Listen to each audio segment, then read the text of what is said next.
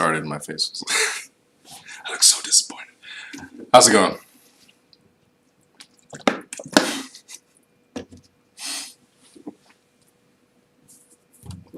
Dan Enos says, yo! How's it going? How's it going? How's it going? How are all of you doing? Yay, welcome back. Let's do it. Q&A.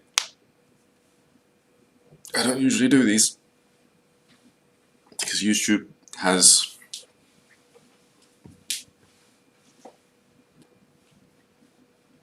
no comment. So you're officially not shadow banned, right? I'm not sure. I'm not sure. I have to look for that video that I just shot a second ago, and that will let me know. Hello, welcome back. I can do it on this live stream. Actually, I can open up a different browser. Let's open up Google Chrome because I don't use that. And let's go into YouTube. I'm like nervous. I am nervous. Alright, let's go to my channel.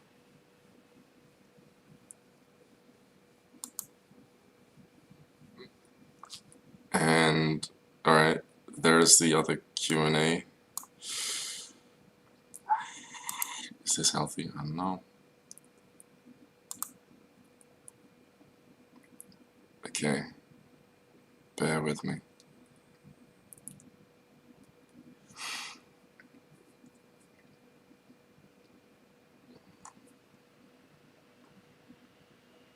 Verify it's me. Of course it's me. What is this? To verify it's me. I ain't got time for this.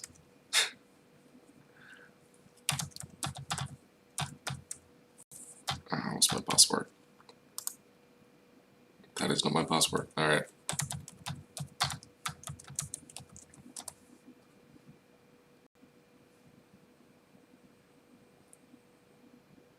Oh gosh, gotta use my phone.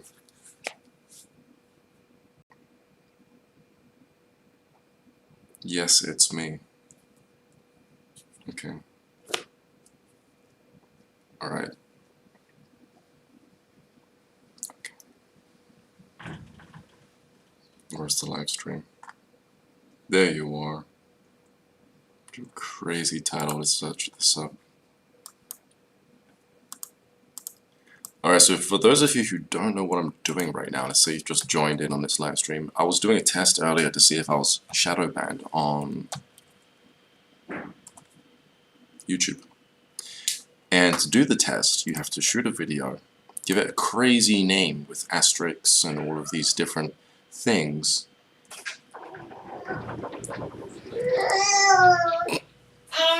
And then you've got to look for that in an in-private window.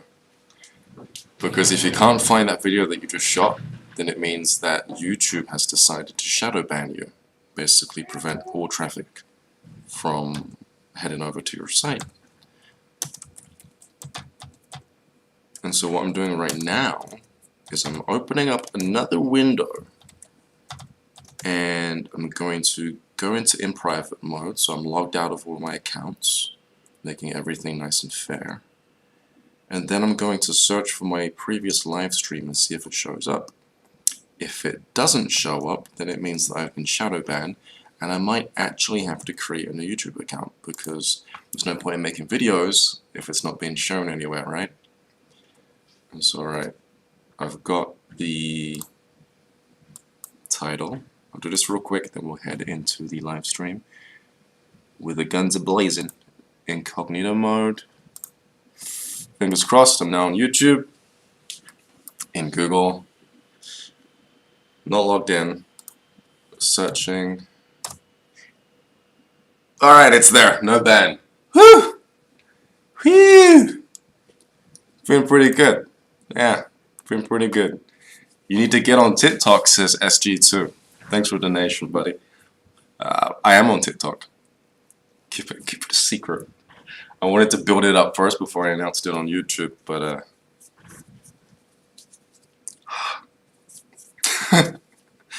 yeah, I've only got like 3 videos on there. I've shot about 5 on my phone. I need to upload another 2. I just wanted to feel it out a little bit, see if it's worth putting my time and effort and energy into.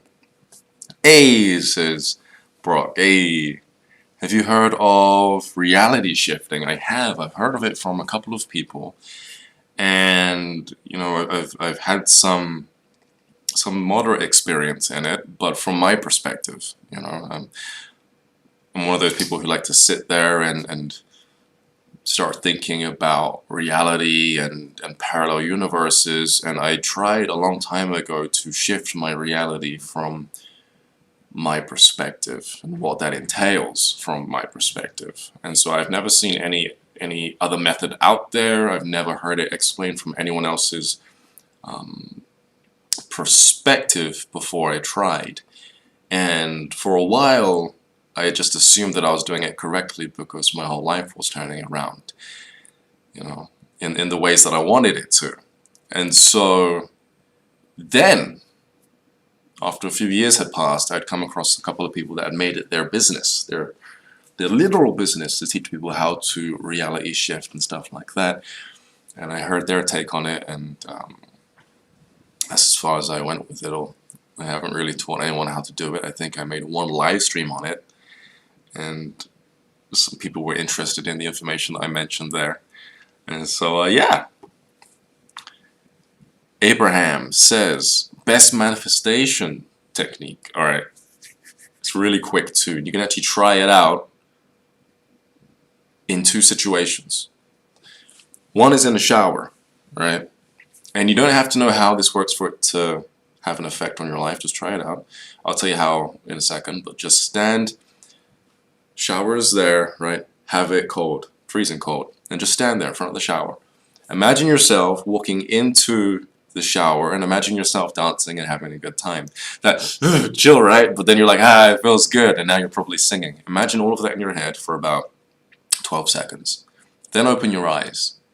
Almost instantly, your body will move for you, and it might shock you.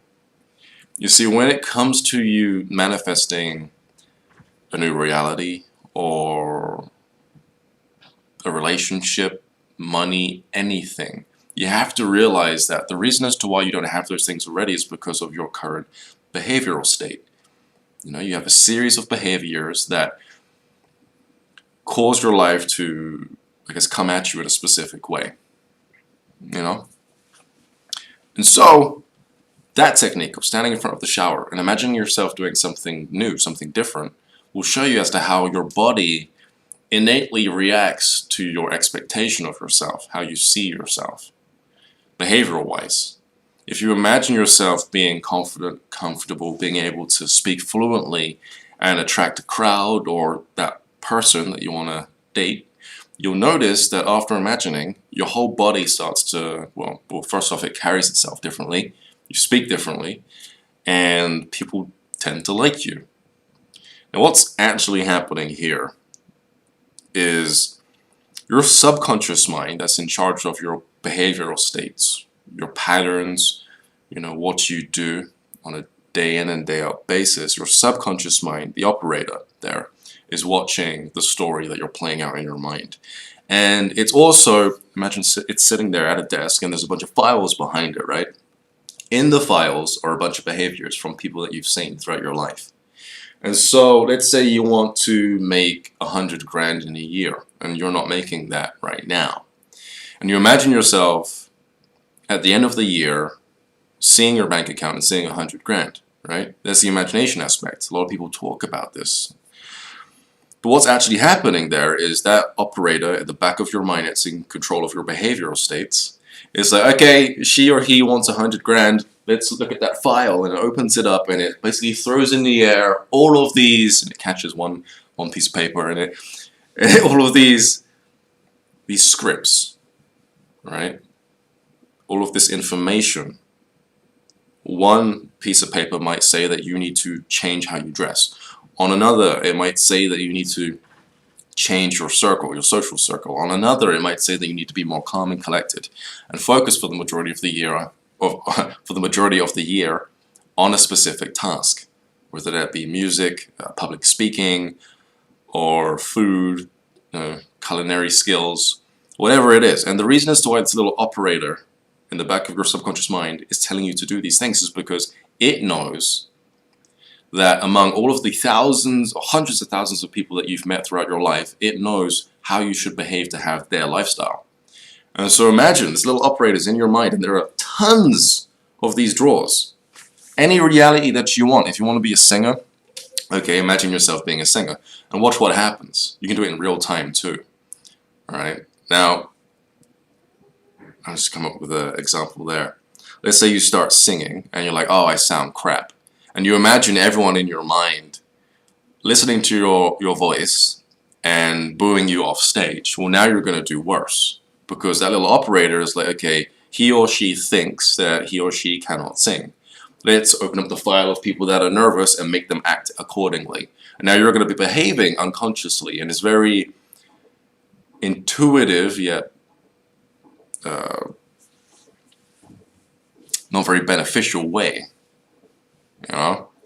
And so if you imagine yourself singing great and then you start performing, you ignore everyone around you and you set a standard within your imagination, the little operator will be like, okay, what do we need her or him to do to sing really great? Let's take out this sheet of paper out of this specific drawer which says that he needs or she needs to focus on vocal range or posture. And now you'll notice that intuitively you start to adjust your posture and you allow yourself to sing properly. Right? Most of this is happening without you even doing much of anything. You're just imagining yourself being great and the rest of the work gets taken care of for you. Alright? And so standing in front of the shower, imagining yourself getting in and having fun. Your subconscious mind, this little operator, will make you jump in there. It's hard, once you figure this out, it's hard to be in a victim mentality state, to feel like you have nothing, because you realize you really have everything. It's just buried deep within you. And so there's another thing that you can do in order to figure this out. Let's say you buy yourself a flute or a musical instrument such as a piano or a guitar, right? You know how good you are already, or at least you have a story built into your mind that says that you're moderately okay at playing the guitar or the flute or the piano. So if you start and you record yourself, you'll notice that you play at a specific level. Now, put the instrument down. Imagine yourself sucking really hard, like being really bad, right? For about 2 minutes or less. You don't need much time to mess everything up. Do it for like 5 seconds. Imagine someone booing and slapping you for being so bad at what you're doing. And then pick up the musical instrument and start playing. You'll notice that you'll do worse.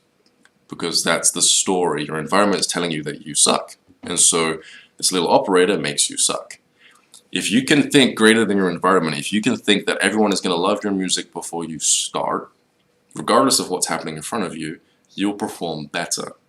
Now, let's say to get beyond what you're already capable of when it comes to playing a musical instrument, you imagine yourself sounding really, really, really good. And I was actually saying this to someone recently. Pick a musician that you really admire, someone that you really like to listen to. You know, whether it's a vocalist or someone who plays the guitar and you want to be better than them. Then sit there, give it a minute, and imagine yourself singing better than them or playing that musical instrument better than them. It might take a little bit of effort for you to see yourself being that good, but just work your mind towards that notion. And when you finally got it, you'll know you've got it because you'll like the sound of your own voice inside your head more than that singer. Or how you're playing that instrument more than how that singer plays the instrument. When you've got it, pick up your guitar or whatever it is that you have and start playing. You'll notice very quickly that what you focus on shifts. You'll shift on putting your finger placement on the right chords, you know, playing the right musical scale, or singing at a certain decibel. Your whole attitude will shift. And so really when it comes to manifestation, it's a process where you have to work from in to out. You have to deal with the story that you have and start breaking yourself down and then rebuilding yourself in line with your imagination or how you want to be in the future. Everything around you changes when you do that. People react to you differently. You notice certain opportunities in life that you otherwise wouldn't have noticed before. your income can go up if that's what you want. You'll start to think more like those who make a lot of money. So you'll make a lot of money. The only thing that gets in the way really is your limiting beliefs, so your doubts. You've heard this before too. But most of the time it's vague when people say this. It's like, well, doubts, you mean that feeling of doubt? Well, what does that really mean? What does that entail? Well, it just means that you've gotten used to habitually thinking yourself less than someone else, or in terms of the metaphor that we just used, playing music. You know, you think that you're not that good. And so because you've habitually stated that to yourself over and over again, it's really hard for you to change your mind. But if you change your mind enough, you tend to realize how easy it is. And so you'll never fall into that victim state ever again and think that you can't do something, because you know that it's just a matter of perspective. And it might take you a few tries with the piano to screw up on purpose, or the guitar, and then correct yourself, but eventually you'll figure it out and it will just click as a law of being, that you basically operate out of your own expectation of yourself. Alright, and so, yeah, that was a long explanation. Glad I said it though, it was pretty cool. What's up, Ryan? Missed you. Hey, thank you very much. Sheila did a dab. By the way, 3 days left before the giveaway. Or until the giveaway. I'm going to give away my astral projection process. If you want to join, you can. You can do it now. Head on over to ryancrooper.com and do the widget. It's fun. It's a little game. That was great. Thank you, says Brita. Oh, you're welcome. Yeah, some people react really well to what I just said. I've used it a few times in sessions. And the thing is with speaking to people is you get to know characters. You get to know how backed up a person is energetically. Because if you're feeling like you can't do anything, you're not really open to even trying what I said. And I've had a few people that have fought me on this. It's like, nah, it doesn't work, or oh, it's not going to happen. They haven't even started. So you got to get over how you're feeling to even begin to change something. You know, like a perspective. Jump in a freezing cold shower, that'll work. Victoria says, thank you. You're welcome. 594 playbacks. Thanks, bro, says Ricky. Awesome. Victoria says, exactly. Hey, says Fluffy. Hey.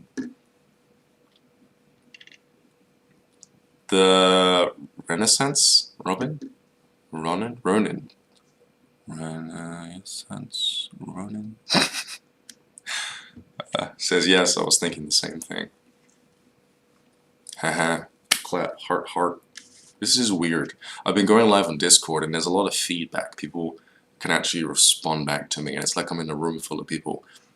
After moving from there to here, it feels like I'm in a very quiet room. I got headphones in. I really need those. Let's just take those out. Looks like you're getting lots of sun. Yeah, I've just noticed that line you see from your foot. Sounds crazy, but I've never noticed it before. You know, your feet are often a different color. Or the sole of your foot is often different from the top of your foot. I've just noticed that tan line going on there. Because before we came to Bali, I was so light that I didn't really notice that, you know. I was like, what? Oh, you're on Discord now. Oh no, I was invited to Discord to do a talk on astral projection. And so after they asked me a few times, I was like, okay, let's do it. And I enjoyed it over there. Is 999 always bad? Yes. It's like someone's gonna pull something from underneath you. Just be wary. Those things don't often happen, you know, unfortunate circumstances if you were to see that number, but careful. What's your Discord channel? Oh, I don't have a Discord. I don't think I have a Discord. Did I have to make one to go onto their, I might have. But I really don't use it, so it's just something I kind of dip into every now and then when someone needs me to be somewhere, so I wouldn't follow it. It's not like I'm going to be posting anything there or anything like that. Oh, okay, so K-Skits.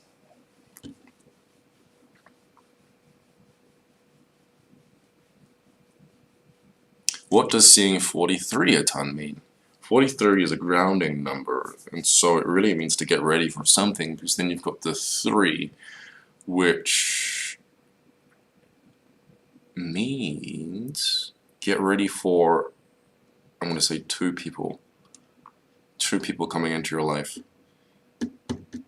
be wrong, but I'm pretty sure it's like get ready for something, someone coming into your life. Not one particular, but like I won't say a group of people. Maybe meeting a couple more friends through a mutual friend, something like that. So that's the vibe I'm getting from it. I'm gonna get a bunch of numerology ones now. Watch this. I actually stopped because of this grounds being haunted. I want to tell you a story in a moment about something that happened the other night. We've had to have a priest over here to bless the place. But I stopped doing live streams because the place is haunted. We can't really get away from these locations. And I was in a live stream, and I told everyone that if I get too into it, I could lose control over my body. And there was this moment in the live stream, I'm not sure if you can see it, but I kind of freeze like this, and my face shifts, and I start moving, and I notice that it's not me doing it. Because when I've been on DMT and things have jumped into my body, I completely black out. I tune out. This one time, I had taken a psychedelic, and I had walked from one location in the room, we were in a hotel room, it was pretty big, from one location across to the other one, speaking as if I was an old lady. And I was like, you know, that's what she says, sure as that says. And I spoke to her completely as someone else, and I came to at the other side of the room, and I was like, I was just someone else, wasn't I? And it kept happening all night. And so that never used to happen before. I never used to be able to channel beings before until I took ayahuasca, and it kind of just opened me up to that. And so it's really, what's the word? Uncomfortable sometimes if I get too into channeling. And so doing the numerology tends to do a similar thing, because I'm having to channel information usually from what some would say Akashic records or Akasha. It is an ether which is connected to everyone's lives. And so when you put a number down, you specifically, what ends up happening is I can kind of tap into your vibes of what's going on in your life and what that number means for you. But of course, to do that, I have to open myself up. So, how many of you want to hear before I move on? Should I go into the comments, or should I tell you what happened the other night? The reason as to why the priest had to come over. Do you feel the new powerful energies, says Axwell? I guess so. I mean, I'm not sure there. I feel the seasons, I feel the planets, I feel the sun. I could just be picking up on the year. You know how the year goes through its seasons.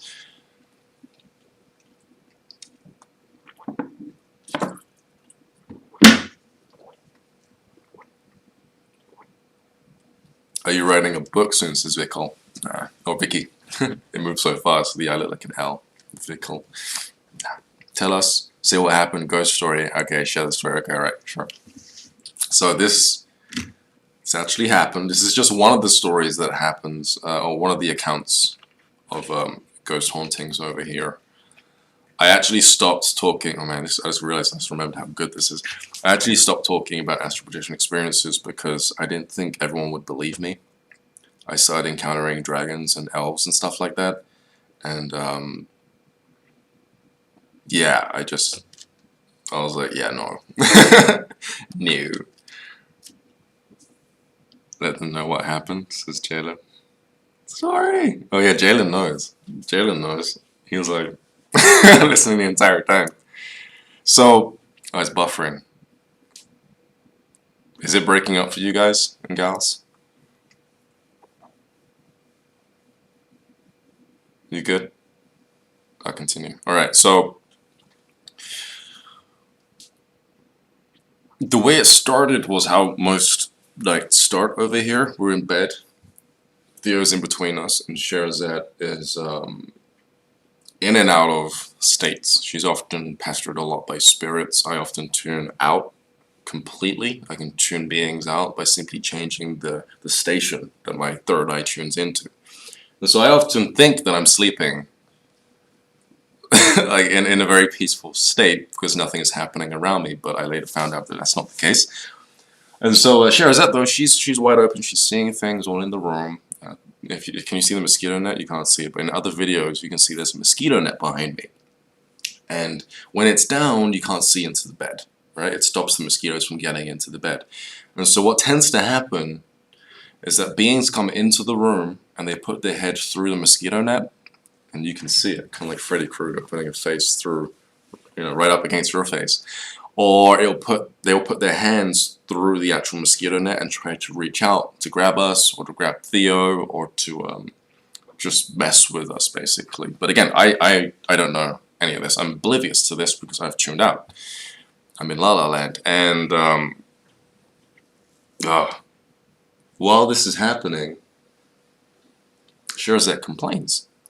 She's waking up and she's saying, Ryan, what are you doing? Stop doing that. You're growling. You're making these weird sounds. I'm waking up. I'm like, oh, what the hell? And I feel fine. Like I said, I'm in La La Land. I have no perception on what's happening whilst I'm sleeping, but apparently I'm growling and making these weird demonic sounds. And so that's enough to wake her up and to freak her out. And so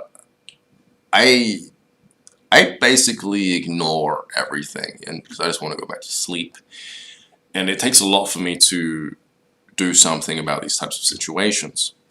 And so I try to go back to sleep, but I'm thinking about what she's saying. And so that's keeping me somewhat awake.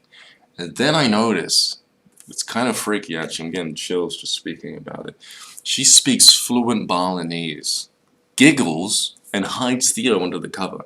I'm freaking out. She doesn't know how to speak Balinese like that. She knows a couple of words, but nothing like this. She basically shapeshifted into a different person. It was like someone else was speaking through her.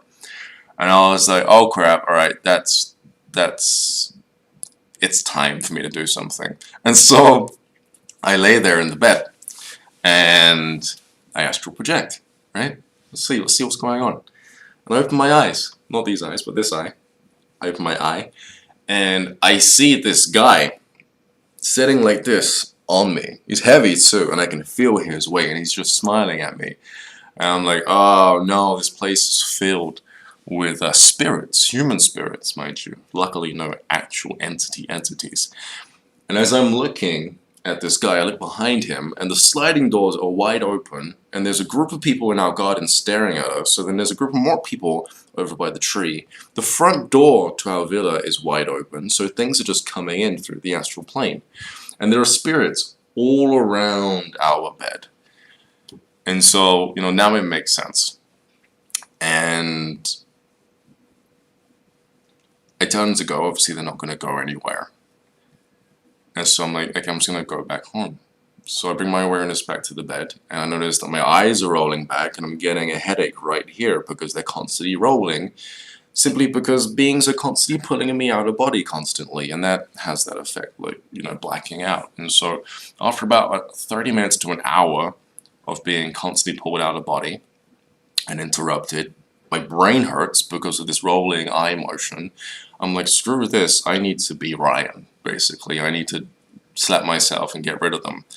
The way I'd usually get rid of entities and ghosts and spirits. And so I think to myself, what are some of the ways I would usually remove entities from my house? And I think of some other astral projection experiences, one of which where I yelled at them with this particular energy, and it shattered all of the spirits in the space. And so I'm like, okay, let's try that. So I'm like, fine, I'll come back. So I came straight to my body. Wait, no. From my physical body, I went straight into the astral plane. So I let my eyes roll back, and I told them to leave with the energy, and it knocked out maybe 3 or 4 of them. They turned into like smoke, right? And yeah, but that didn't work very well. There were still a lot of them. That guy was still on my lap. And so I thought to myself, I'm gonna need to do something a little bit more aggressive. I remember the time that I first encountered a shadow being, and I spontaneously awoke my abilities to glow like a jellyfish. And so I thought to myself, when that happens, it burns everything around me, including the thing that might be that is on my lap. And so I'm laying there, and I allow my astral body to glow white, and I can see through my astral body. I can see my muscle tissue. It's black as always. It's like I've shifted into a different form. And but it's kind of glitchy. It's not working properly. I'm vibrating in certain areas. I'm kind of distorted, but it's enough to get that guy off of me, and to have a few people think, okay, screw this, he knows what he's doing, and so they left the space. Not everyone. There's still a decent amount of clutter that had to be removed from the environment. And so I'm like, okay, what else do I know? What else can I do given the situation? Well, I remember that on ayahuasca I had access, or I had been given access to a specific dimension, and in that dimension, if I access it, these beings literally come down and help me out. I've only used it on 2 other occasions whilst being on San Pedro, and one of the occasions that I used them for, they couldn't do anything about it. The being that I was dealing with basically polluted the realm, and they had to close me off from accessing it. But just temporarily, they let me know that it's just for now, and they had to kind of fix the realm that I had let this thing into. So I'm going to call them. So I did what they told me to do on ayahuasca. I turned my astral hand into a ribbon. It becomes very thin and white, and it's tinted blue and black near the hand, or where the hand should be. So my astral hand has become a ribbon. I just lift my arm up like this, and I do a symbol in the air. It's like a key card to that reality. Straight away, a light shoots out from the symbol through the ceiling, splits open the top of the roof, and the whole sky is now showing that realm, that heavenly realm. And they're looking at me down, like, okay, it's right. And it's like a calling card. And rather than coming down to help me out, what they did instead was they pulled me up a little bit out of body, and I kind of changed form, like a beam of light, and they draped over me a cold, wet cloth. And then I ended up standing at the foot of the bed, covered in this cloth. My astral body was white, and I had this very pure sense about me that was kind of bleeding into my field, into my very essence, whilst this cloth was around me. And I just had this knowing that all I have to do is walk up and down the garden, backwards and forwards. So I did. I walked around the bedroom, up and down the garden, and I had to do that until the sun came up. Because when the sun comes up, the astral realm shifts and negative spirits can't stay there anymore. So that was my job until they disappeared and everything in the room felt better. The next morning, Sherazette said that around that time it did start feeling better. The energy started to lift. And yeah, so it worked. I came back to body once it was done, and I was exhausted. I had a splitting headache. This whole region of my brain hurt. And yeah, I wanted to make a video on it straight away. But that's what happened. And that happened like, I don't know, a week. I want to say a week ago. It feels like a week ago. It might have been 2 weeks ago. We told our nanny, and she's Balinese here, and she told us as to why this happened. You see, we used to give offerings by a specific tree. We stopped doing that. We started doing the offerings because everyone here does it. The Balinese do it to ask for things, to ask the gods for things, and we thought, why not do it? We might be able to connect to them in the same way, if not a little bit more, because of our, I'm not going to say disposition, because that's negative, because of our advantage to be somewhat open to these things. So we started doing offerings, and when we stopped, we started doing baby stuff, you know. And then she filled in an important detail, which was you do offerings at night for the spirits, and then you do offerings in the day for the gods. We stopped doing them at night. So she would come every day for about 2 or 3 days and do her own offerings here. There's a temple at the front of the villa, so you'll do it there first, then you'll do the rest of the properties on the compound, because it's like a compound full of villas, and we're at one of them. Then our nanny decided to get the priest. The priest came over to identify the problem. He noticed straight away what the problem was. He said the spirit came from that tree over there. The tree isn't big. It's not a tree that you could just kind of assume would be a shrine or a place where people would practice worship, you know, praying to gods or stuff like that. You wouldn't know it's tiny. And it's buried in between a bunch of other trees. But he knew. He went straight there and he was like, this is the problem. And so he did a little blessing, and then he went on his way. Not much has happened since then. Yesterday, a little bit dark, the energy in this villa, but we haven't been pestered since then.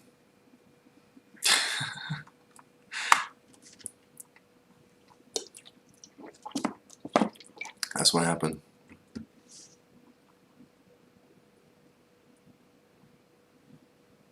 I know people were listening because the chat just slowed way down. Are you sweating, bro? You look hot. I'm just shiny. I've got like oil on my face. I had a shower and I cleansed my skin.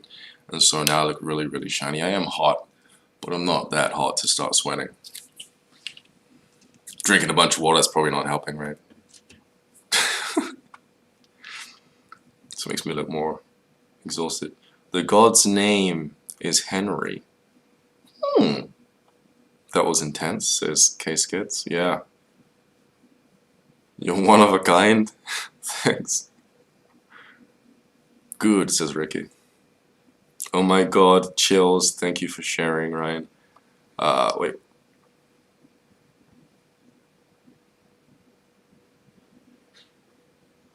Where'd it go? Where'd it go? Where'd you come and go? How did you get the realm key? So, ooh, I hadn't talked about this story neither. When I was at Rhythmia, because I didn't want to burn that bridge down. They tell us at Rhythmia to talk about every one of our experiences there. But I didn't want to tell them, or tell you guys about 2 nights in particular where something bad happened, because I didn't want them to get a bunch of negative publicity. Something bad happened, you know, and I asked for help whilst under the influence of ayahuasca.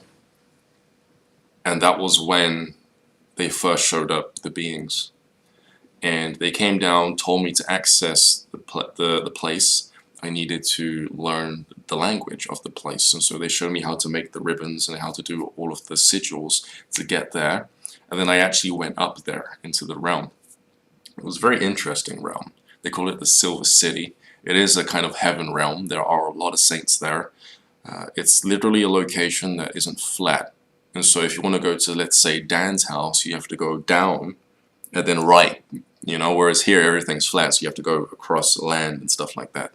And so if you go up and then right and up a little bit more, you have a bunch of heads from saints that have been living here and they've ascended, you know, ascended masters, and then you have aliens, you have, because other beings on other planets also ascend, and so they're there, and then you have other versions of them that can walk and interact with you. It's weird. It's like their consciousness, their higher consciousness, materializes itself as a head in this realm. Whereas some beings that doesn't happen with, but sometimes or most of the time that does, once they reach a specific plateau within their spiritual evolution. And so, yeah, I did a little tour up there, and they told me why things looked a certain way. There were floating babies, but they weren't perfect. And that was a joke. That was a joke up there. They say people get to this realm and they expect everything to be great, and it's not visually pleasing, and they do that on purpose to tell people or to teach people a lesson about perfection, and that you don't need to look perfect to be divine, and that's actually the opposite in some ways. Not in every way, but in some way. For that reason, a lot of the babies up there aren't actually babies. They have baby bodies, but their heads are like adult heads, and their noses are really long. It's really strange. And so you get different creatures up there. Different shapes and sizes. It's really cool.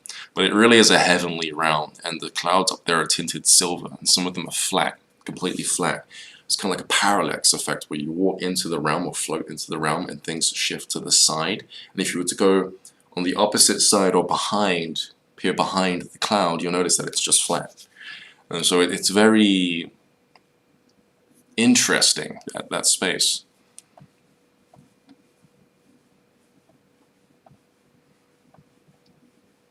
You see this when you die too, says Tiffany Patton. Yeah.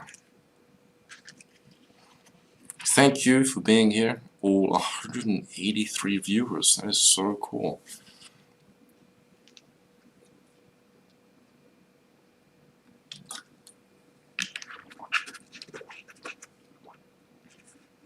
How many of you would be interested in a binaural beat meditation that can literally, as you listen to it, target specific regions of your brain and then activate those regions? Increase the blood flow to those regions. How many of you would be interested in that? So I'm thinking about doing something like that. I can do it. I've done it already. But I just haven't created an actual full-on experience for someone. BEA, beautiful, says Francis. Awesome. Yeah, it was a really nice place. It's good to know that it's always there. You know? I like you have a nice tan. Thanks.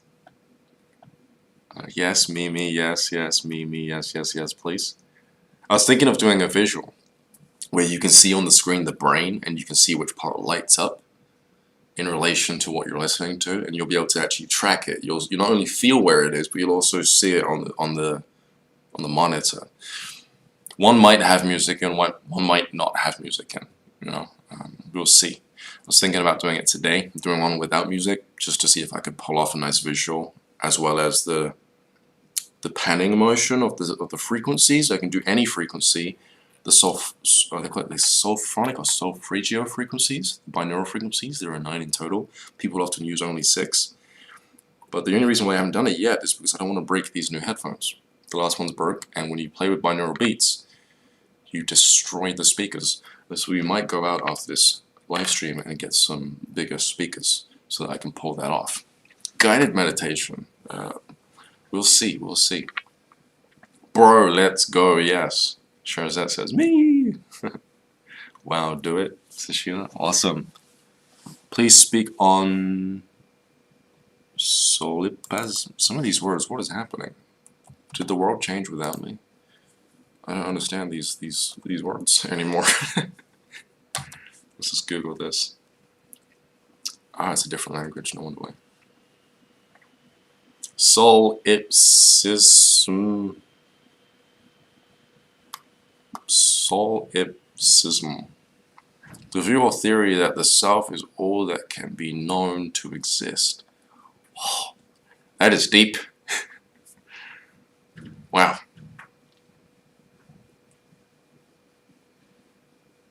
That is true in a very abstract way. But it can't really be, like, that sentence is technically flawed because of the words used to explain the sentence. The self is all that can be known to exist. When it comes to Christianity, I'm not sure if they talk about this in the Bible, but I've learned this specific information whilst being on San Pedro and looking at Christianity, having a deeper look.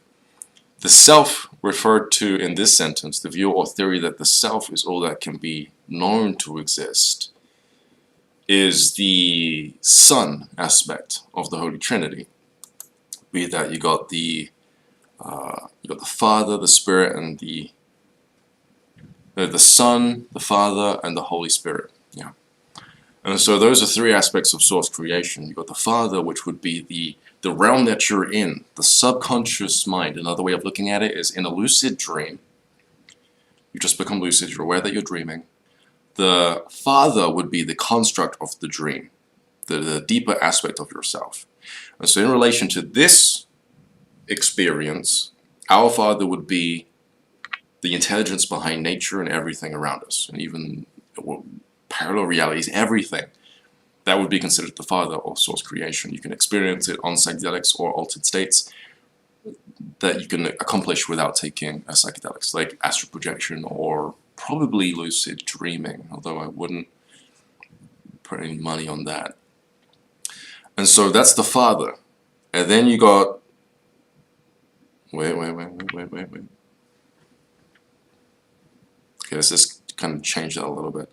The Father is more of what you can't see, but it is the construct behind everything around you. Because then the Spirit, which is next in line, the Spirit is more so the elements. It's a little bit more of creation, but it's a little bit more tangible. So that'll be the air that you're breathing. People talk about the Spirit when it comes to chi, you know, or ki. Yeah. And so then you've got the Son. There we go. The Son is the ego, or basically the persona that God has to express itself through in order to interact with itself. And so you coming at me here and me coming at you right now on this live stream, we're interacting as the son or the daughter of the Holy Trinity. We're sitting in the spirit, so we're experiencing the spirit of life. And let's say life itself, or consciousness, the intelligence behind the construct, is the Father. And so, solipsism, the view or theory that the self is all that can be known to exist, you see what I mean? In a sense, it's true. But the words, because the self, you would really use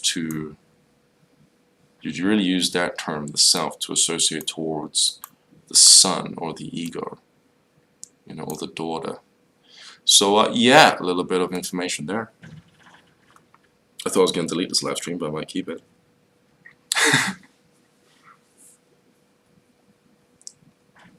Oh, this is ooh.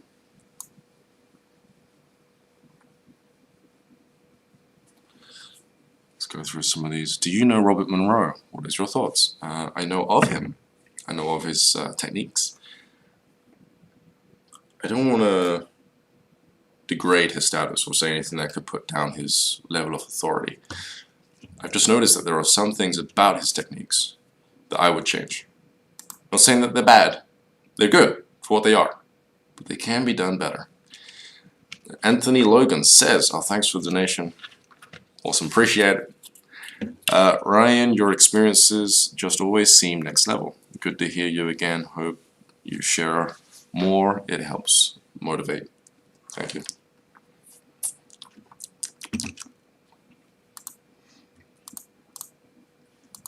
I hope I didn't miss any super chats. Let me just check. Sometimes super chats are basically questions that you donate. You put a donation with the question and it goes to a separate region of the screen that I'm looking at. So let me just scroll up to see if I missed any super chats whilst I was explaining that lengthy explanation. Tips for muscle healing. Sleep. Dope as a wolf. Sleep. Sleep will heal you faster than anything because of how you're breathing, really. You go into this really restorative mode where your senses get taken off of your external environment, which takes energy, and your senses then go inward, which then changes where the energy is outputting to. Or in other words, right now you're staring at your phone or your screen, and to do that you're having to stimulate the nerves behind your eyes. And other parts of your brain are lighting up. As I'm speaking, you're hearing my voice, and that's also stimulating your nervous system. When you stimulate your nervous system, you take energy. So you're expending energy just to use your senses. Okay, expenditure. This energy could be used to heal you, and it does every night. When you start to unplug from this realm, and you close your eyes, you stop listening to things, and you even stop feeding your body, all of that sensory output has to go somewhere else. So it often goes to your organs to heal your organs, your muscle tissue, and elsewhere. It's the same reason as to why sexual intercourse or masturbation also expends energy. There are a bunch of nerves in those regions of the body, and so you are constantly using up your battery. You can look at your body as a battery, all right? And so you can sit there and just ignore the world for like 5 minutes and just close your eyes and just detach. And you'll notice that when you open your eyes again, you feel recharged. If you do that throughout the day constantly, you'll be upping your energy level. You'll be making sure that it never drops past a specific percentage. To clean this energy, just have a shower. I'm like, yum, yum, yum. Just have a shower. And you'll notice that you feel not only topped up energetically, but you feel refreshed. Do that every day, and you'll live a very, very, very, very long time. And you'll heal very fast. You'll notice certain parts of your body will just start to regenerate without you really having to do much else. Madeline, super chat, thanks. Madeline Elington says, hi Ryan, I have been trying to astral project, but at a certain point, my heart will start beating like crazy, and I can't control my eyes. Any tips? Okay, that is perfect. The eye thing, the flickering, the movements of your eyes will subside over time. You're just really connected to your physical body, and so once you start to separate and loosen that connection, your eyes will stop moving. Your heart, however, if it's not excitement, you have to kind of check in with yourself. If it's not excitement, it's actually your chakra. Yeah, your energy here builds up. Another way of looking at chakras is by looking at the nervous system. The nervous system seems to come out of the spine and cluster in specific regions of the body. There you can have a lot of electrical activity that can then build a field Alright, so here, usually, I don't even need these, I keep putting them in my ear. Usually, when you're trying to astral project, I call it like a cliff, energy will build up here and come up and get stuck here. It needs to come over, kind of like, how am I doing this? It needs to come over. It's like it gets stuck here. It needs to come over, and then you'll shoot out of your head. If you just sit there, no matter how uncomfortable it is, you will astral project. If you move, the energy will subside. It will come back, yeah. Maybe once more, or maybe twice, but it doesn't usually come back 3 times. At that point, you'll notice it's just really hard to astral project. That's what it is. Woo! One more time, 50 minutes in, 3 days left. And then I'll give away my astral projection process. It's actually a conditioning process, which will condition you into the astral projection state. What that means is you don't need a method to astral project anymore. You always feel like you're about to astral project. It's like when you constantly do something, your body's still in that mode. Same thing for this state of being. I'll constantly give you things to do which will condition you into an astral projection state. I'm giving that away in 3 days. If you're interested in that, head on over to ryancropper.com and join the giveaway. It's like a raffle, but it's more like a competition. It's really fun. It's like a game. You'll see. You'll see. Thank you, Bertina, Albert, for your donation. The shadow begins. I've encountered... Wait, let me just read that again. The shadow beings, there we go. The shadow beings I've encountered have generally been benevolent. Some are malevolent too. But what I found was that shadow equals hidden, not necessarily negative. Has this been your experience? Yes, that has been my exact experience. It literally means hidden. It doesn't mean that all shadow beings are bad. You can actually astral project and end up looking like a shadow being if your astral body is out of tune. And so one actually speculated that it's just our fault that we're seeing them as shadows, that our third eye is corrupt and it hasn't yet matured to the point where we can see those light frequencies coming off of their being. And so we just see them as a mess. It also makes sense as to why you can be next to someone on ayahuasca and you see shadow beings around them, but they're seeing light beings. You know. Forest, 499. Thanks, man. How can you empathically tell if someone is your soulmate? Also, thank you for teaching me so much in the past few years. You're welcome. Soulmate, that's a broad term. There's a lot going on there. Just know this.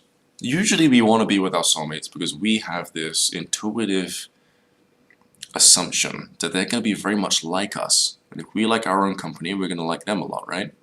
They're our soulmates. They're basically copies of us. Well, when you walk near a person and you feel a very, very strong connection, so many parts of you are lighting up. It's not just an attraction, like a physical attraction. You just feel like you kind of know them already.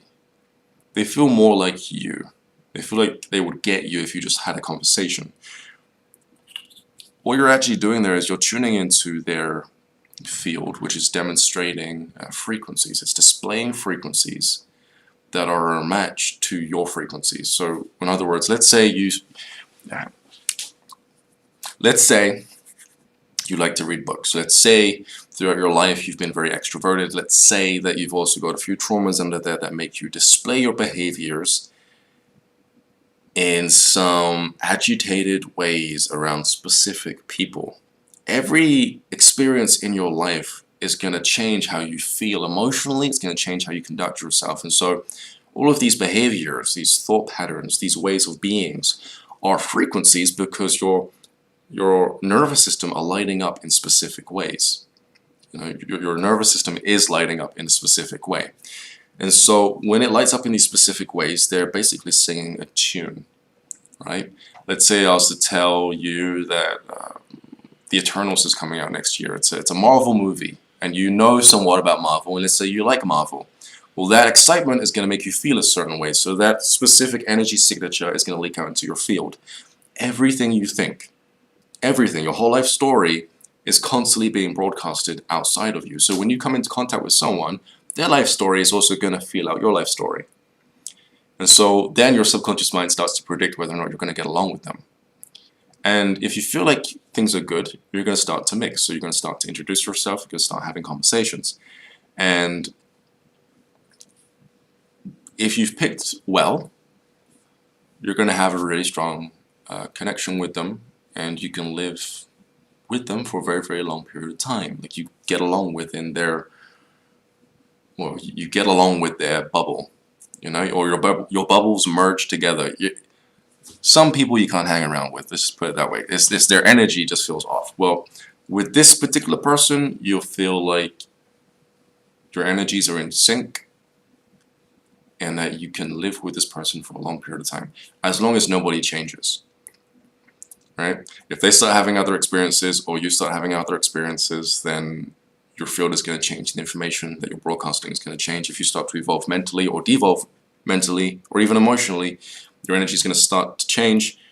You're going to feel that person, and you're going to be like, wait a second, who are you? Why do you feel different? Or they're going to feel you and be like, wait a second, something is off. Go back to how you were. You know? And so, yeah. Stuff like that happens. Brock says, I astral projected, but I didn't see my physical body on my bed. What happened? Thanks. It means you're in a different dimension. You're in another realm. You're not in the realm that, well, you're not here, and you're not in a realm that's so close to here that you can see your physical body. It's okay. And even if you don't see your cord, don't worry about it. It's okay. Another super chat here from, I'm just going to call you TJ, so I don't butcher your name. Have you met a being in our world that has been here for hundreds of years in astral projection? Have you met a being in our world that has been here for hundreds of years in astral projection? I don't fully understand your question. Do you mean he's an astral being that's been in our world for 100 years? Or do you mean, have I met a being in the astral realm that is also in our world and has been in our world for hundreds of years? I'm going to look out for your comment. Or is it something else? I'm getting really, now I'm getting hot. It's hot in here. Let's keep going through some of these chats. Ayahuasca is how they sacrifice people. What? Hey Ryan, hey! Madeline. Raphael. Brock, Perk. There's some good names in here. I can see who's really active in the chat because your names come up more often than not. This world is an illusion, says Maria. It is, but illusions can be entertaining. Sheriff says Spada gave me a super chat. $10. Thank you. Can you explain why, when you take a psychedelic, you always return back to the present moment that you came from? Wait, what? Message me. I don't understand that question. Can you explain why, when you take a psychedelic, you always return back to the present moment that you came from? Which you came from? Which present moment are you talking about? Are you referring to how when you take a psychedelic, sometimes it can ground you in the present moment? Usually because so much is happening around you that it stops you from going elsewhere. Or is it like when you take mushrooms and it starts coming on, as well as San Pedro, and then you notice that you're very much grounded in everything, and you see a dimension to everything. Like you're not just in a room anymore. The room has sections to it. Like, well, here we go.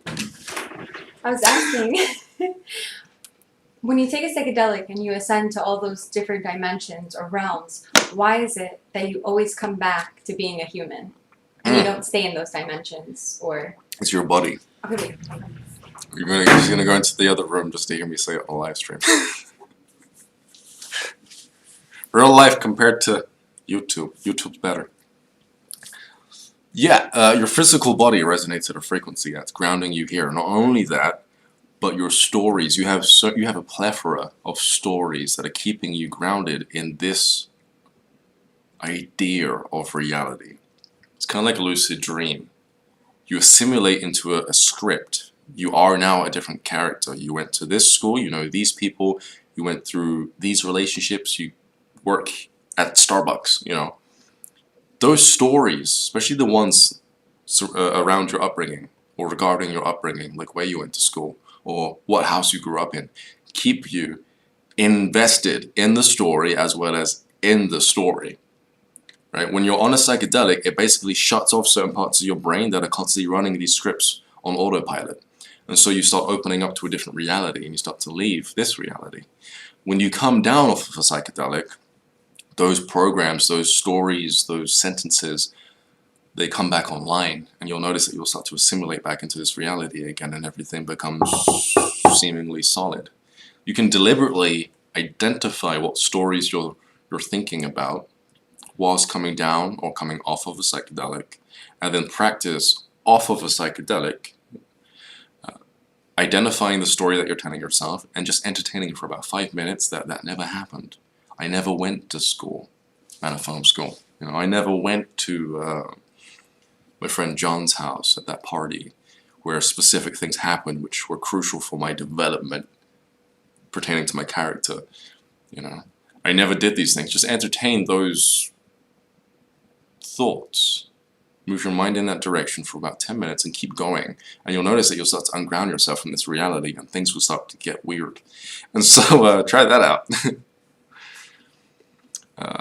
Escade? Shade. $5.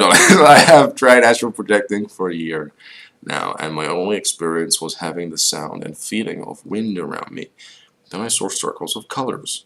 You probably had a being, more so an entity, try to take you somewhere. That often happens when you feel wind or large bouts of energy moving throughout your room or throughout you. And you'll often be taken elsewhere, often up or through a portal or some type of door. Yeah. Very cool, very exciting. I like talking about this stuff, it feels more real. Glad you're okay, says Kevin. Thanks. Yes, thank you. My NDE, near-death experience, show me this realm you are talking about. It will be with me on this plane forever. That is so cool. Definitely someone else has been to the Silver City. I imagine a bunch of baby cupids. That's where I am in the chat. I'm way up here. Scroll down. I want to hear about dragons and elves. I talked about elves before. I'll talk about it again. The first time I met an elf... Wait. I mean, elves, gnomes, they're basically the same thing. They're a part of the Fae species, or Fae realm. But the first time I met an elf... This is going to sound crazy. This is, again, why I stopped talking about experiences, astral projection experiences. I went through a light socket in a dimension. I was really small. For some reason, I went through... Let's just start in the beginning. I came out of body. I was playing with my third eye. I noticed it had different filters. I made it shift to a different filter, and I could see the atoms in the air. Everything went purple. I think I was trying to discover whether or not a black room is actually black. Like a dark room is actually absent of all things such as color and molecules. So I shifted my third eye and I saw these atoms in the air, and they were purple.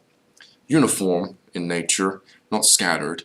And I just looked at it. I tried to look at the space in between the atom, what was happening, the electron going around it and all that stuff. And when I did that, I ended up shrinking, not intentionally, just the very action of me wanting to see more made my astral body shrink. I went through a crack in the, I think they call it a nucleus of an atom, and I found myself in an even bigger space than this space. And there were these two light beings. And next to them was a hatch in the floor. The room was very psychedelic-y. It's like I was on acid. And they said to go down there. And then near me there was another hatch. And they said, go down this one. Just go down it. Follow us. Go to this realm. You'll never come back ever again. And I was like, wait a second, what was that last bit? I'll never come back? Like, to here? So I ignored them and I literally just dove into the one that was next to me, the little hatch, the little hole in the floor. And I found myself coming to in a location full of mounds. Alright, mounds are basically piles of dirt with grass on them, kind of like Teletubbies. right? Like hills, but not quite hills. Because they're spherical in nature. Giants are often buried underneath them, especially if you know where to look. And so I found myself coming out of a mound, and near the mound was a tree. I was walking up to the tree and I was thinking to myself, crap, I might accidentally go back to my physical body. I hope that I get to the tree in time because there's a table there, and I kid you not, there are a bunch of beings having a tea party, literally just like Alice in Wonderland. There are animals there speaking. There's a person made out of clothes, like a rag doll. A bunch of rag dolls were stitched together, and a bunch of clothes were stitched to him. And we were just looking at each other. And so, the story does get weirder. I end up seeing a cord on the floor, and that cord, I pull it up, and it goes to a tree. I end up pulling up the cord, and I end up shrinking smaller and smaller and smaller. Again, not on purpose. This literally sounds like something out of Alice in Wonderland. I find myself going into the hole in the tree. But I don't fall down a rabbit hole like she does. I actually end up in a large room, and the room is red. And in this red room, I notice that everything is massive and I'm tiny. And I see a plug socket in the wall. And I go up to it, and I look at the cable that's next to me, and I see the giant plug that's next to me, and I start to think, wait a second, electricity is a frequency. It's light. I'm light right now. Technically, theoretically, or hypothetically, I should be able to ride the wave of the electricity through the plug socket, right? And so I find myself jacking myself into the light socket. I'm going to have to speed this up because I'm seeing some super chats that I don't want to miss them. But I find myself going through portals of energy, of light, moving light. I'm making sure I'm trying to get it right. It was a while ago that I ended up going here. Long story short, I end up in a forest, and next to me is an elf. And the elf doesn't look like your casual elf. The elf instead is made out of light, and its face is droopy. It tends to shapeshift a lot because in the Fey realm, the fairies there are made out of light, and when they cross over to our dimension or other dimensions, they take on different forms. So that was my elf experience. All of that just to talk about elves. I only met one elf. I've met some goblins, which are kind of like elves, but they're a little bit more, I would say terrifying, but mischievous. So let's go through some of these super chats. Tiger Lorenzo says, "Hi Ryan, thank you for being such a great inspiration to me. I hope you continue to do great things in your life and ascend more into your journey on YouTube." Thank you. That was so cool. All that just to say thanks. Awesome. Ryan P. Donation. Thanks. Hey, my mouth is not working. It's probably time to leave the live stream. Hey man, I keep getting sleep paralysis and feeling like I can't breathe. Then freak out and force myself awake. If I didn't, would I project? What do you think is happening? Be awesome to hear your thoughts. So what's happening is in order to astral project, or to do these mental gymnastics, you your body has to go into a state where it's very, very relaxed. And sometimes, if you're not used to meditating or getting into altered states, your heart can have a hard time. Your heart can slow way, way down, freak out, and think, crap, I'm not supposed to be beating at this tempo, and then start beating again. And so your heart can palpitate. It can feel like it's flipping inside out.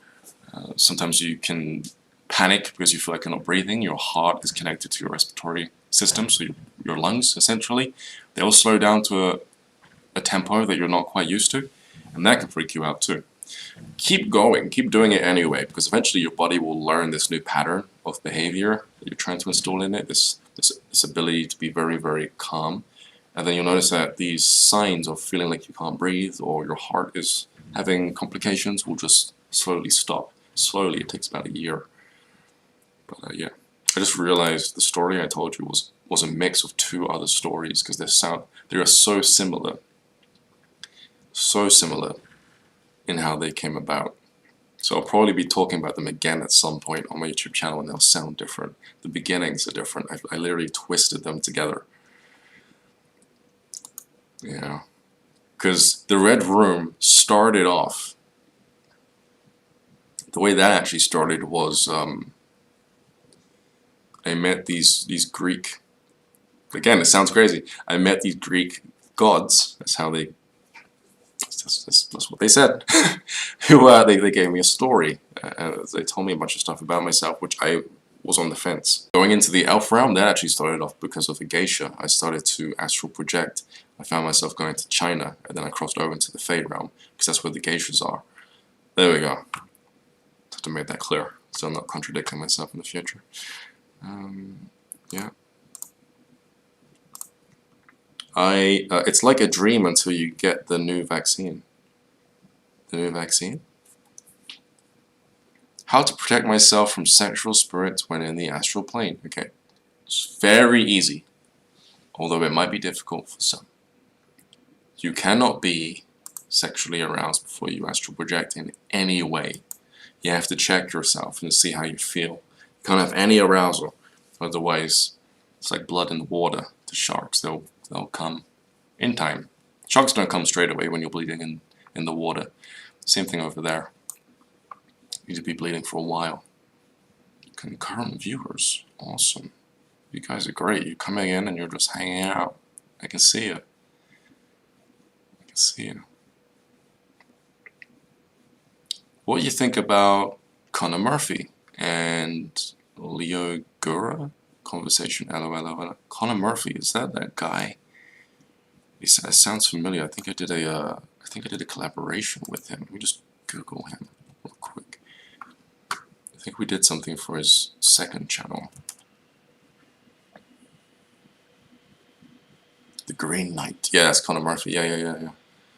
We did a talk. If you're interested in that talk, head on over to his channel. He's ripped. He's like, and then go over to his channels on his homepage and go on Connor Murphy Talks. It's over there. I can't remember how long it was for.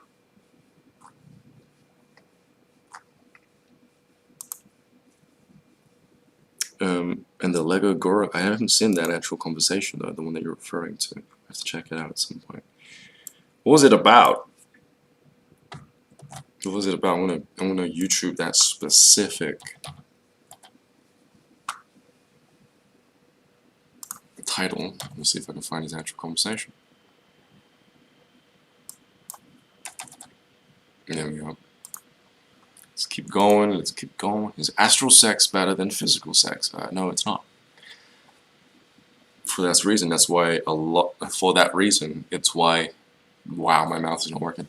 For that reason, that is why a lot of entities will try to come over to our realm or try to have intercourse with you, because using your memory of those experiences in the physical world, they can somewhat recreate more of a physical interaction with you in the astral plane and get a taste for what physical intimacy is actually like.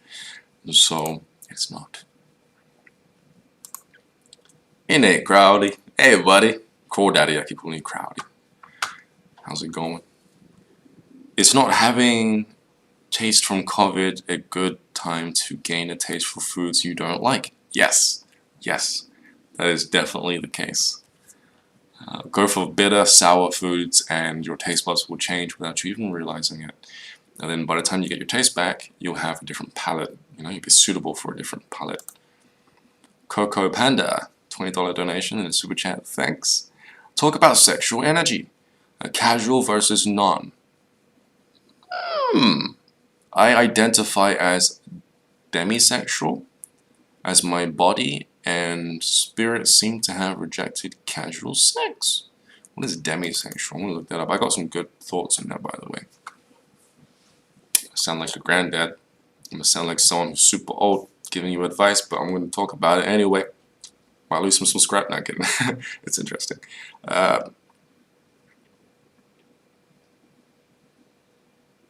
Yeah, as my body and spirit seem to heavily reject casual sex. Also, I see images during sex with partners I'm invested in. They seem to be thoughts of the other. Yeah, so you're an empath. You're an empath experiencing your partner's mind. That can be very problematic if you're not bisexual. Because let's say she or he is doing a move on you, and you tap into their subconscious, you will remember for them the moment that they discovered that move with another partner. And so, yeah, a little TMI, but you might want to turn that off at some point. Okay, demisexual means people only feel sexually attracted to someone when they have an emotional bond with that person. You are completely normal. There's nothing wrong with you. You are doing very, very well. Alright, when that happens, it's because you're actually tuning into the natural state of most people. Well, I say most people. Let me just digress and rephrase the entire sentence. You are going back to normal. You're supposed to be only sexually attracted to people, like, I guess aggressively sexually attracted to them, when you have an emotional bond, because that opens the floodgates for that type of emotional connection. To have an emotional bond with someone, you need to go through certain experiences, and so you're basically normal. You're very good. If you're having intense emotional connections to complete strangers, there's something up there. Something is going on there. The emotional connection doesn't seem, or at least from how I'm looking at it, it doesn't seem very genuine. There might be other emotions at play there that are making you bond so aggressively with that stranger. Other emotions that haven't been established through experiences with that individual. Alright?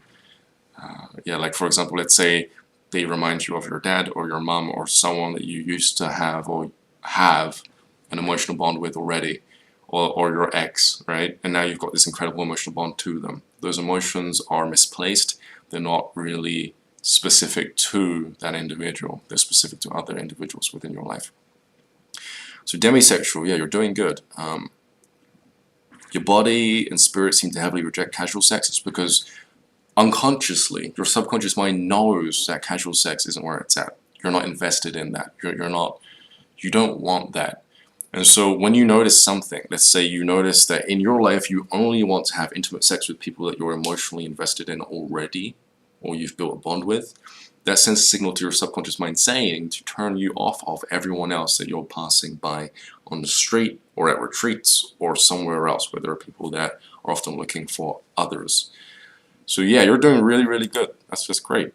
Francis, thanks for the donation. Awesome! Well, it's nice hanging out with you. Hope you have a great day. I'm off to bed, alright? Good night, buddy. Good night. I'm going to memorize your last name so I can recognize you next time. There is a lizard in the back garden. Okay, hopefully no one sees this and doesn't run away. Check this out, check this out, check this out. Do you see him? Oh, it's so bright. Come on, adjust, adjust. Adjust, adjust, adjust, adjust, adjust. No, no, no, don't wash him out. You can kind of see him. You can kind of see him. It's basically a dragon. Man, if only it focused, right?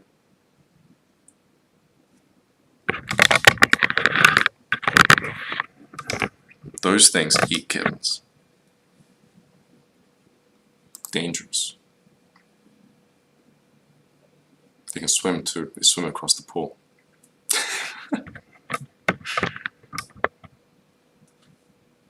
I do that. I do that in sessions too. Like a massive bug will land on the window. I'm like, look at this! Oh my gosh. Did you see that? I was like this big. Probably a little bigger.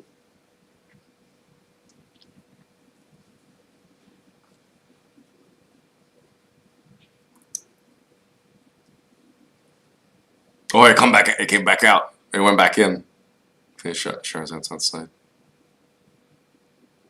Haha, cute. It's basically a dragon. Basically. It's like an iguana mixed with a Komodo dragon. And they have Komodo dragons on an island near here.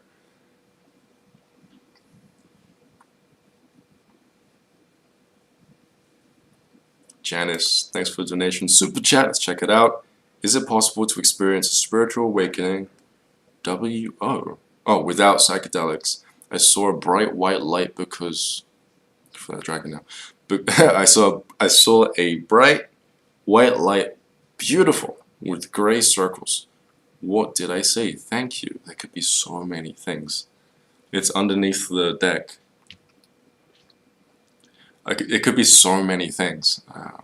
So many things. But yes, it is possible to have a spiritual awakening without psychedelics. Most people do. It's actually favored by higher entities, and even those ascended masters who are descended from a human state of being to a much greater state of being to achieve these states without psychedelics, mainly because of what happens to the physical body when you're able to accomplish that. So this is what happens, alright? Just make sure everyone can see me fine. Is the quality good? This is what happens. When you take a psychedelic, all your energy centers open up, right? And you start awakening, and you go to Christ level really fast and beyond.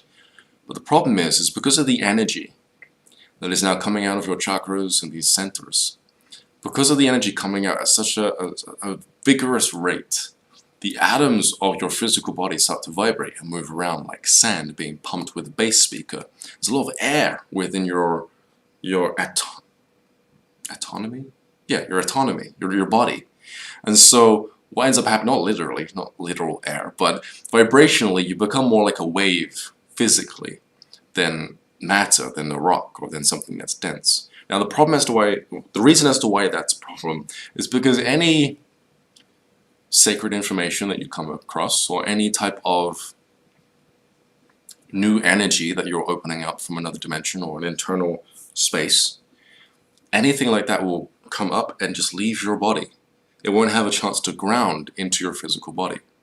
So if you imagine wet sand, nothing's getting through that, right? If you astral project or access altered states or receive downloads in a lower vibrational state of being physically, what ends up happening is you can hold on to that information better, right? So if you've just discovered how to become telepathic through astral projection experience or some type of out-of-body experience, then what ends up happening is that energy, that feeling of feeling like a telepath, being able to connect to something outside of you, stays because you're holding it in place with your atoms, essentially. That's the best way I can put it. And so doing it without is way better, way better. Those beings say you never have to take psychedelics ever. My opinion on that is, I just know that today I wouldn't be where I am today without taking psychedelics. You know, I mean, certain psychedelics have really helped me out. I wouldn't say the majority of what I can do is because of psychedelics. It's not like that. I could do most of what I can do today because of astral projection. But the psychedelics gave me perspective. They gave me the ability to really hone in on specific energies and know certain things. You know, to be able to confirm that doing a specific sigil in the air actually opens energy from one location to the next and can do certain things. There's just more perspective with psychedelics, you know? And so, yeah, I like perspective, but I don't have to do them, thankfully. I have mixed both together before, like placeboing myself into an LSD state mixed with a little bit of mushrooms without taking LSD or mushrooms. That was one of the most vivid, intense experiences I've ever had in my life. It was terrifying at one point. I basically became an asteroid moving through wormholes, and I got this understanding that space is an organism. And then oh my gosh, yeah, it was intense. I see a bunch of mushrooms in the chat. Awesome. We got a donation here. Caesar. Bro, what exactly happens when I watch porn for fun? Endurance and energy. I edge and lift. But what happens spiritually with porn? Is porn bad for AP? Porn for astral projection is actually not bad. I'm going to say it out there. I'm going to say it out loud. Rather what I should actually say. Someone's going to probably take that clip and use it. Misinterpret a video. Probably what I should say is that masturbation isn't bad before astral projection because it removes energy that otherwise gets in a way with an astral projection state of being. It's hard to astral project when your body wants to do something else. So for that reason, it's not bad. Porn, though, depending on why you're watching it, can be bad. Of course, if you're going to watch it, I don't know, what are some good reasons to watch porn? I mean, depending on what you're looking at, you can look at how to. I'm not going to go in that direction, but I can't really say that there are many upsides to porn. It's no, there really isn't that many good reasons to watch porn. I get why some people do it. There are so many reasons, right? I mean, rather than speaking to your parents about how to have sex, why not just open Pornhub? Probably not going to talk about your teacher about how to do it, so why not just open Pornhub? There are reasons. Is it good for you mentally? Hell no, definitely not. Look at my videos on why you should stop watching porn or pornography, or even my NoFap video. I talk about it heavily there, the psychology, how it can pervert your mind. It can put ideas in your head as to how the world works and how the world works, and those ideas aren't true because they're just acting at the end of the day, and they're pretending to have fun. And so if you're this is the problem. You'll watch a porn video when you're a kid, right? You'll see the woman or the guy is having a lot of fun, and you're like, oh, I guess I'm supposed to do that. You might not think that logically unless you're in a relationship and you're thinking in that frame of mind that I need to know what to do, so you open up your computer, and still don't do that. But let's say you're young and you don't logically go to, okay, I'm going to do that when I'm older. You're young, you're looking at porn, you're seeing people having a good time, they're doing things, right? You get older, you have a girlfriend, and it's become subconscious right now. You don't access that information. You don't think to yourself, oh, I know what to do. No. Intuitively, which is your subconscious mind coming through you, you start to do things in the bedroom because you think that it's going to be fun, because that's what seemed to be the case. In the video 5 years ago, 3 years ago, a year ago, whatever, it's actually not the case because they're pretending. And so you're actually getting the real reaction in that moment of doing specific things to your partner. And then the reality hits that maybe doing this specific act isn't such a good idea, and that reality isn't actually meeting my expectation at all because it's different. So you've arrived at reality now, right? So this is the obvious common issue with pornography. There are so many, but let's keep going through the chat, right? Because I'm not sure how old my audience is. Not sure what I can get away with here. Porn exploits women. There is a lot of darkness surrounding porn. Real sex ain't like porn. Thank you, Ryan. That is true.